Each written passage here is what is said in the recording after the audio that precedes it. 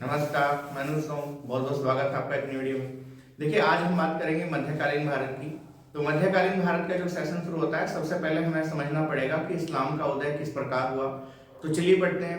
देखिए, Arab country में मोहम्मद साहब का जन्म हुआ था। मोहम्मद साहब का जन्म 570 में हुआ और जन्म के समय ही इनके माता पिता का निधन हो जाता है। तो जन्म के बाद क्या होता है, इनका जो पालन है वो इनके चाचा अबू तालिब के द्वारा किया गया था।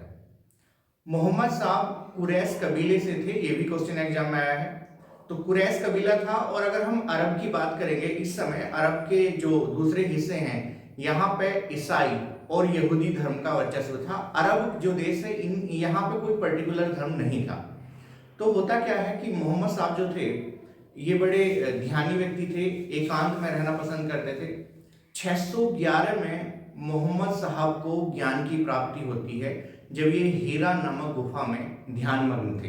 तो कहा यह जाता है कि देवदूत गैम्ब्रियल, और कहीं कहीं बुकों में जैम्ब्रियल भी लिखा हुआ है, तो देवदूत गैम्ब्रियल या जैम्ब्रियल ने इन्हें कहा है कि आपका जो जन्म है वो इस सृष्टि के उद्धार के लिए हुआ है। ठीक है। और उन्हीं ने इन्हें जो है कुरान भेंट की थी। तो कुरान जो भेंट की है वो कहा जाता है कि देवदूत गैम्ब्रियल ने भेंट की थी। इसके बाद जो है हीरा नामक गुफा में इन्हें ज्ञान की प्राप्ति होती है, और ज्ञान की प्राप्ति के बाद जो है मोहम्मद साहब अपने धर्म का प्रचार करते हैं। लेकिन मक्का में ज्यादातर जो लोग हैं ये मूर्ति पूजक हैं, और मोहम्मद साहब ने बताया है कि ईश्वर जो है वो एक है। इन्होंने मूर्ति पूजा का खंडन करना शुरू किया। तो मक्का के जो लोग थे, जो मूर्ति पूजा करते थे, उन्होंने मोहम्मद साहब का जो है विरोध करना शुरू किया। लेकिन बाद में क्या होता है, 622 में मोहम्मद साहब को बुलावा आता है मदीना से।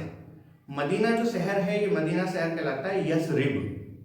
मदीना जो शहर है ये कहलाता है यसरिब, और मदीना को बाद में नबी का शहर भी कहा गया। तो यहाँ से बुलावा आता है, और मक्का से मदीना जब मोहम्मद साहब गए थे, तो इसी यात्रा को पवित्र माना गया। और बाद में क्या हुआ, 622 में इसी के आधार पर हिजरी संवत की शुरुआत हुई, जो इस्लामी कैलेंडर भी है। तो मक्का से मदीना जाने के उपलक्ष्य में जो है हिजरी संवत की शुरुआत हुई थी। तो मोहम्मद साहब जो है मगरिब जाते हैं, और यहाँ मोहम्मद साहब जो है यसरिब जाते हैं, और यहाँ पे क्या करते हैं, अपने धर्म का प्रचार करते हैं। तो इनके बहुत सारे अनुयायी बनते हैं। इसके बाद क्या होता है, 4 युद्ध होते हैं। इन 4 युद्धों में कंबाइंड रूप से मोहम्मद साहब की जीत होती है, और इसके बाद जो है इस्लाम धर्म का जो है वो फैलना शुरू होता है। तो देखिए, जो एग्जाम बेस्ड फैक्ट है उसके विषय में जान लेते हैं क्या फैक्ट है। जैसे मैंने आपको लिखा कि इस्लाम धर्म जो है, इनके प्रवर्तक कौन है, तो प्रवर्तक है मोहम्मद साहब। मोहम्मद साहब का जन्म 570 में मक्का में हुआ था। ज्ञान की जो प्राप्ति है इन्हें, जिसे खुदाई इल्हम कहा गया है, ये हीरा नामक गुफा में हुई थी। मोहम्मद साहब के अन्य नाम भी हैं, जैसे पैगंबर है, नबी है, रसूल है और अल अमीन है। तो ये मोहम्मद साहब के उपनाम भी हैं। आप दोबारा देखिए, पैगंबर, नबी, रसूल और अल अमीन। अब हिजरी संवत जैसे मैंने आपको बताया है, 16 जुलाई 622 को हिजरी संवत की शुरुआत होती है। ये इस्लामी कैलेंडर भी है। मोहम्मद साहब की मृत्यु 632 में होती है, और मृत्यु के बाद जो है, जो इनके उत्तराधिकारी हुए वे 4 हुए, जिन्हें 4 खलीफा कहा गया है। तो ये 4 खलीफा कौन थे, अबू बकर, उमर, उस्मान और अली। तो ये देखिए, अबू बकर, उमर, उस्मान और अली, ये जो है 4 पवित्र खलीफा कहलाते हैं। तो ये उत्तराधिकारी हुए मोहम्मद साहब के। तो आपको इतना ध्यान रखना है कि खलीफा क्या होता है। मोहम्मद साहब के उत्तराधिकारियों को खलीफा कहा गया है। ठीक है। इसके बाद क्या होता है, देखिए, इस्लाम के 5 प्रमुख स्तंभ बताए गए हैं, जिसमें पहला स्तंभ है कलमा। और ये कलमा जो है पवित्र माना जाता है, जिसमें कहा गया है कि ईश्वर एक है, और पैगंबर मोहम्मद साहब उनके रसूल हैं। ठीक है। जिसका जो है कुछ इस प्रकार है, या इलाहा इल्लल्लाह मोहम्मद रसूलुल्लाह। तो ये जो है इसका हिंदी अर्थ है कि ईश्वर एक है, और पैगंबर मोहम्मद साहब उसके जो है प्रवर्तक हैं।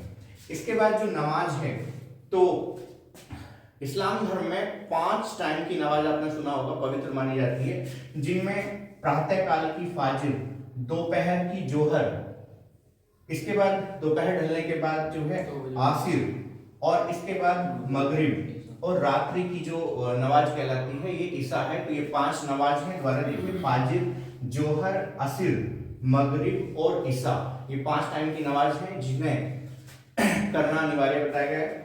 इसके अलावा क्या है, जकात। जकात एक प्रकार का कर होता है जो स्वेच्छा से दिया जाता है, ठीक है। ये 2.5% होता है। हालांकि मैं आपको बता दूं, जब हम आगे अकबर वगैरह के विषय में पढ़ेंगे तो अकबर के समय जकात जो कर है ये हटा दी भी गई थी, ठीक है। तो जकात स्वेच्छा से दिए जाने वाला कर है जो उस व्यक्ति की संपत्ति का लगभग 2.5% होता है, ये आप याद रखेंगे। इसके बाद क्या है, इस्लाम धर्म में रोजा। तो रोजा जो है पवित्र महीना है रमजान, रमजान के महीने में रोजा रखना पवित्र माना जाता है। और इसके बाद है हज। हज मतलब मक्का की यात्रा करना, जहां पे पैगंबर साहब के द्वारा पवित्र मस्जिद बनी हुई है, तो उसकी यात्रा जो है बड़ी पवित्र मानी जाती है। अब होता क्या, देखिए मोहम्मद साहब की मृत्यु के बाद जो है उत्तराधिकारी की समस्या हुई। तो मोहम्मद साहब की मृत्यु के बाद जो खलीफा हुए पहले, ये थे अबू बकर। लेकिन अबू बकर ज्यादा लंबे समय तक नहीं जी पाए। इसके बाद उमर खलीफा हुए, इसके बाद उस्मान हुए। उस्मान के समय इस्लाम धर्म जो है बहुत तेजी के साथ फैला। और इसके बाद चौथे खलीफा हुए अली। चौथे खलीफा जो अली हुए हैं, इनका युद्ध मोहम्मद साहब की जो है एक वाइफ थी जिनका नाम था आयशा, इन आयशा के साथ जो है अली का युद्ध होता है। और ये युद्ध कहलाता है जंगे जमल का युद्ध। ये युद्ध 656 में हुआ था। इसे ऊंटों का युद्ध भी कहा गया है। तो ये एग्जाम बेस आपका इंपॉर्टेंट है पॉइंट। ये थी मोहम्मद साहब और उनसे जुड़ी जो है कुछ घटनाएं। अब जो है हम शुरू करते हैं, भारत में इस्लाम धर्म किस प्रकार आया और यहां से जो क्वेश्चन एग्जाम में पूछे गए हैं वो किस प्रकार।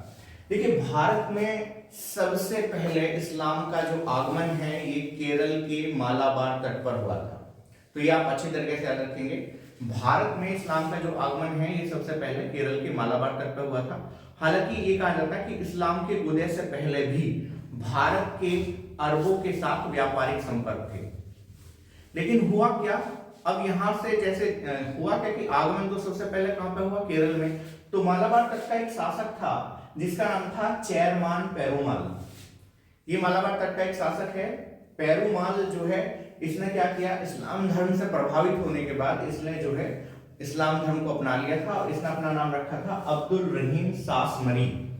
और अब्दुल रहीम सासमरी ने मक्का की भी यात्रा की। और मक्का की यात्रा करने के बाद जो है इसने जब भारत में आया तो इसने इस्लाम धर्म का प्रचार जो है यहाँ पे किया मालाबार। अब ये देखिए ये जो क्षेत्र है, ये केरल वाला जो क्षेत्र है ये मालाबार तट कहलाता है। और ये जो क्षेत्र है ये तमिलनाडु वाला तट जो है ये कहलाता है कोरमंडल। तो भारत में सबसे पहले इस्लाम का आगमन कहाँ हुआ, अगर ये क्वेश्चन आता है तो ये मालाबार तट पे हुआ, ठीक है।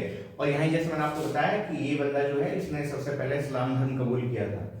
इसके बाद क्या होता है, देखिए इसके बाद अगर मैं बात करूं कि भारत में इस्लाम धर्म का पहला आक्रमण कब हुआ, मैंने अभी आपको बताया कि इस्लाम का आगमन कहां हुआ, तो मालाबार। लेकिन अगर हम ये क्वेश्चन आता है कि भारत में इस्लाम का पहला आक्रमण कब हुआ, तो पहला आक्रमण खलीफा उमर के समय 636 में मुंबई के पास थाने नामक जो स्थान है यहाँ पे हुआ था। हालांकि ये आक्रमण सफल नहीं हो पाया। और ये चूंकि सफल नहीं हो पाया तो इसके बाद जो है भारत पे इस्लामी आक्रमण होने बंद हो गए। अब सबसे पहला इस्लामी आक्रमण जो सफल रहा वो 712 में मोहम्मद बिन कासिम के द्वारा सिंध पे किया गया था। जनरली ये सभी ने पढ़ा भी होगा।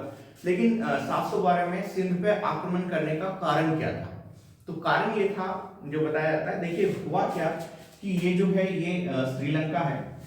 तो श्रीलंका से एक जहाज जिसमें कुछ लड़कियां जा रही थी, ये इन लड़कियों के माता पिता नहीं थे, ये एक तरीके से अनाथ थी। तो ये लड़कियां अरब कंट्री में जा रही थी, जिससे क्या होता है सिंध का जो ये क्षेत्र है, सिंध वर्तमान में पाकिस्तान में है। तो सिंध के क्षेत्र में कुछ लुटेरों के द्वारा इन लड़कियों के साथ जो है लूटमार की गई। और जब लूटमार की गई तो ये लड़की जब अपने यहाँ पे पहुंची तो इन्होंने बताया कि सिंध में जो है हमारे साथ बदतमीजी हुई है और लूटमार हुई है। तो जो खलीफा थे, इस समय खलीफा है हमारे वाहिद, ठीक है। खलीफा वाहिद ने जो है इसका दंड लेने के लिए कहा। तो यहां से समझिए आप पहले, सिंध में इस समय किसका शासन है, सिंध में इस समय राजा दाहिर का शासन है। राजा दाहिर ब्राह्मण वंश के राजा थे और इनका जो वो है वंश, ये राय साहसी वंश कहलाया। तो जब ये घटना घटित हुई तो सिंध के राजा यानी कि दाहिर से जो है ये जो लूटमार हुई है इसकी कंपनसेशन मांगी गई, लेकिन जो है राजा दाहिर ने कंपनसेशन देने के लिए मना कर दिया था। और यही कारण था कि भारत पे जो है सबसे पहले इस्लामियों का जो आक्रमण हुआ वो सिंध पे हुआ। अब सिंध पे आक्रमण की जो घटना है ये 712 में मोहम्मद बिन कासिम के समय, ये जो आक्रमण है राजा दाहिर के समय 712 में मोहम्मद बिन कासिम के द्वारा किया गया था। लेकिन इससे पहले की भी अगर मैं बात करूं तो इराकी गवर्नर था एक अल हजाज। अल हजाज ने सबसे पहले 711 में 2 अभियान भेजे थे सिंध पे। एक अभियान अब्दुल्ला के नेतृत्व में और दूसरा वर्दुल के नेतृत्व में आया। लेकिन राजा दाहिर के द्वारा इन दोनों अभियानों को जो है वो हरा दिया गया था। तो भारत में पहला सफल जो आक्रमण हुआ वो मोहम्मद बिन कासिम के द्वारा किया गया। अब यहाँ पे देखिए मोहम्मद बिन कासिम ने 712 में सिंध पे आक्रमण किया और सिंध का जो बंदरगाह है ये देवल बंदरगाह था। अब देवल बंदरगाह पे जब आक्रमण हुआ तो इस समय कासिम ने 2 नए यंत्र उपयोग किए गए थे, जिसमें एक का नाम मंजानिक और नैफ था। तो मंजानिक और नैफ क्या थे? ये गोला फेंकने के कोई यंत्र थे और इन यंत्रों में विस्फोटक सामग्री भी थी। तो इन यंत्रों से मंजानिक और नाफ्ता की सहायता से देवल बंदरगाह को जो है कासिम ने जीत लिया। लेकिन यहाँ पे राजा दाहिर की दूरदर्शिता की कमी की वजह से देवल बंदरगाह को राजा दाहिर ने बचाने का प्रयास नहीं किया। एक चीज और भी समझ लीजिए पहले, देखिए सिंध जो क्षेत्र है, सिंध क्षेत्र में बौद्ध धर्म और कुछ जो है अन्य जाति के लोग भी निवास करते थे, जिनका राजा दाहिर के साथ अच्छे संबंध नहीं थे। तो इन्हीं लोगों ने क्या किया, राजा दाहिर के खिलाफ मोहम्मद बिन कासिम की सहायता की थी। तो ये आप इंपॉर्टेंट पॉइंट है। तो होता क्या है, ये कहा जाता है कि मोका नामक एक देशद्रोही था जिसने कासिम की मदद की और कासिम ने क्या किया, देवल बंदरगाह को आसानी से जीत लिया। देवल बंदरगाह जीतने के बाद ये होता है कि मोहम्मद बिन कासिम सिंध क्षेत्र में सबसे पहले जजिया कर लगाता है। अब जजिया क्या है ये आगे तक भी काम आएगा, तो जजिया आप समझ लीजिए। देखिए हुआ क्या कि इस्लाम धर्म में कहा गया है कि जहां इस्लाम का शासन होगा वहां पे गैर धर्मों के लिए क्या जगह है। अगर ये क्वेश्चन आता है, ये क्वेश्चन उठता है, तो मैं बता दूं आपको, इस्लाम धर्म का जहां पे शासन है वहां पे गैर धर्मों के लिए, जो मूर्ति पूजक लोग हैं, मूर्ति पूजक लोगों के लिए इस्लाम धर्म के शासन में कोई जगह नहीं है। यानी कि उन्हें या तो क्या करना पड़ेगा, अगर उन्हें इस्लामी स्टेट में रहना है, उस समय की बात कर रहा मैं, याद रखना, अगर उन्हें इस्लामी स्टेट में रहना है तो उन्हें या तो इस्लाम धर्म कबूल करना पड़ेगा या फिर मृत्यु। ठीक है। और दूसरे जो लोग हैं जो गैर मूर्ति पूजक हैं, वे इस्लाम धर्म में अगर रहना चाहें तो उनके लिए कॉन्सेप्ट ये है कि या तो उन्हें इस्लाम धर्म कबूल करना पड़ेगा या फिर उन्हें जजिया कर देना पड़ेगा। तो जजिया जो है एक तरीके से एक प्रकार का ये कर है जो इस्लाम धर्म में रहने की इजाजत देता है। लेकिन यहाँ कॉन्सेप्ट ये है कि जो मूर्ति पूजक हैं इन्हें कहा गया है काफिर और गैर मूर्ति पूजक को कहा गया है जिम्मी। तो जिम्मी के लिए तो जजिया कर देने के बाद जो है इस्लामी राज्य में रहने की अनुमति थी, लेकिन काफिरों को नहीं थी। काफिर या तो मृत्युदंड स्वीकार करें या फिर वो इस्लाम धर्म स्वीकार करें। ये उस समय की कंडीशन है, आज की कंडीशन में नहीं बात कर रहा। तो होता क्या है कि जब मोहम्मद बिन कासिम भारत पर आक्रमण करता है तो यहाँ पे सारे ही मूर्ति पूजक हैं, यानी कि यहाँ पे सारे ही काफिर हैं। लेकिन फिर जो है अब इतनी बड़ी संख्या में जो है ना तो लोगों को मृत्युदंड दिया जा सकता, ना ही जबरदस्ती इस्लाम धर्म में कन्वर्ट किया जा सकता था। तो इन लोगों ने इन्हें भी जिम्मी माना और जिम्मी मानने के बाद यहाँ पे जो है जजिया कर की शुरुआत हुई। तो क्वेश्चन ये आता है कि भारत में सबसे पहले जजिया कर किसने लगाया था? तो भारत में सबसे पहले जजिया कर लगाया है मोहम्मद बिन कासिम ने 712 में और सिंध क्षेत्र में लगाया। इसके बाद क्या होता है, देखिए 713 में मोहम्मद बिन कासिम जो है क्या करता है, मुल्तान को भी जीतता है। और मुल्तान को जीतने के बाद ये कहा जाता है कि मुल्तान से इतनी बड़ी मात्रा में सोना प्राप्त हुआ कि मुल्तान का नाम ही स्वर्ण नगरी रखा गया था। तो ये पॉइंट इंपॉर्टेंट है, आप नोट कर सकते हैं। मुल्तान का नाम जो है क्या कर दिया गया था, स्वर्ण नगरी रखा गया था, क्योंकि बड़ी मात्रा में यहां से सोना प्राप्त हुआ। तो ये जो है ये आक्रमण मोहम्मद बिन कासिम का सिंध पे सफल रहा और राजा दाहिर की जो है क्या होती है, राजा दाहिर की 20 जून 712 में रावर के युद्ध में राजा दाहिर की मृत्यु हो जाती है। राजा दाहिर की मृत्यु के बाद उनकी रानी, उनकी जो पत्नी है जिनका नाम रानी बाई जो है किताबों में लिखा गया है, ये जो है रानी बाई जौहर कर लेती है। अब जौहर प्रथा भी मैं यहाँ से आपको बता दूं, देखिए बहुत से जौहर प्रथा और सती प्रथा को एक मानते हैं, जिन्हें ये दोनों प्रथा अलग अलग है। सती प्रथा, जो सती शब्द है इसका अर्थ है सत्य चरित्र नारी।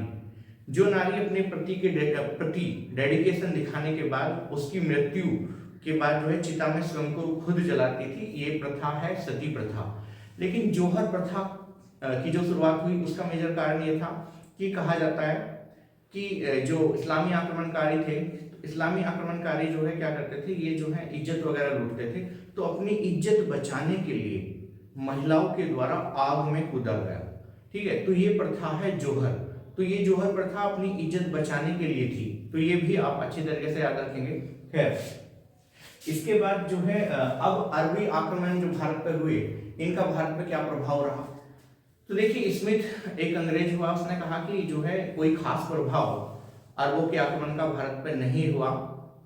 लेकिन फिर भी ऐसा हम नहीं कह सकते कि कोई खास प्रभाव नहीं रहा। ये कहा जाता है कि भारतीय ज्ञान को अरबों ने ही यूरोप तक पहुंचाया था। ये आप अच्छी तरह याद रखेंगे। भारतीय जो ज्ञान है, भारतीय जो विद्या थी, जैसे दशमलव वगैरह का जो प्रयोग है, या फिर बहुत सारी जानकारी जो है अरबों के माध्यम से यूरोप में गई और वहां पे बड़ी बड़ी रिसर्च हुई। देखिए जनरली क्या है, लोग पाइथागोरस, जिन्होंने मैथ पढ़ा होगा वे जानते हैं कि पाइथागोरस की प्रमेय जो है पाइथागोरस के द्वारा दी गई थी। पाइथागोरस एक यूनानी था। जी नहीं, पाइथागोरस की प्रमेय जो है, ये पाइथागोरस की जो प्रमेय है ये भारतीयों की देन थी।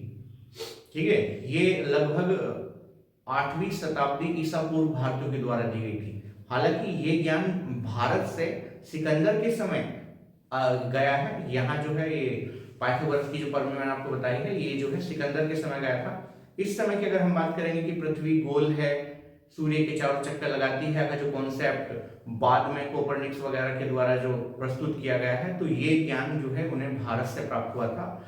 इसके अलावा अगर हम भारत पर अरबों की जो प्रभाव है उसकी हम बात करें, तो भारत पर अरबों के प्रभाव में क्या होता है, सिंध क्षेत्र में ऊंट और खजूर की खेती की जो है इसकी शुरुआत होती है। सिंध क्षेत्र में दिरहम नामक सिक्के की शुरुआत होती है। इसके अलावा जो है क्या हुआ, अरब सिंध क्षेत्र से आगे नहीं बढ़ पड़े। अरब जो है सिंध क्षेत्र से आगे भारत में एंटर नहीं कर पाए थे। इसका कारण यह था कि जो भारतीय राजा थे, इन्होंने अरबों को केवल सिंध क्षेत्र तक ही सीमित करके रखा। तो ये कहा जाता है कि मुल्तान में एक सूर्य मंदिर था, और इस सूर्य मंदिर की जो है इस सूर्य मंदिर के विषय में कहा गया है कि इस्लामियों ने इस मंदिर को तोड़ा नहीं था।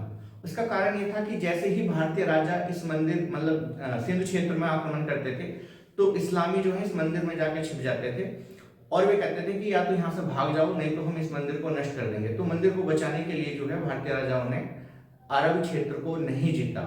एक और क्वेश्चन एग्जाम में आया है यहाँ पे सिंध क्षेत्र में अरबों ने एक नगर बनाया था जिसका नाम था अल महफूजा नगर, और ये अल महफूजा नगर जो है भारतीय राजाओं से डर की वजह से ही बसाया गया है। तो ये अल महफूजा नगर जो है इंपॉर्टेंट है।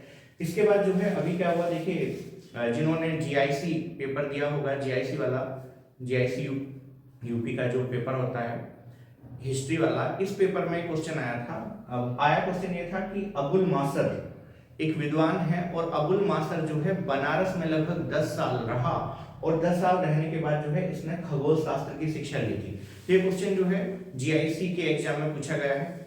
अब यहाँ पे क्या होता है, इसके बाद क्या हुआ, अरब ज्यादा लंबे समय तक जो है वो सिंध पे अपना वर्चस्व नहीं रख पाए।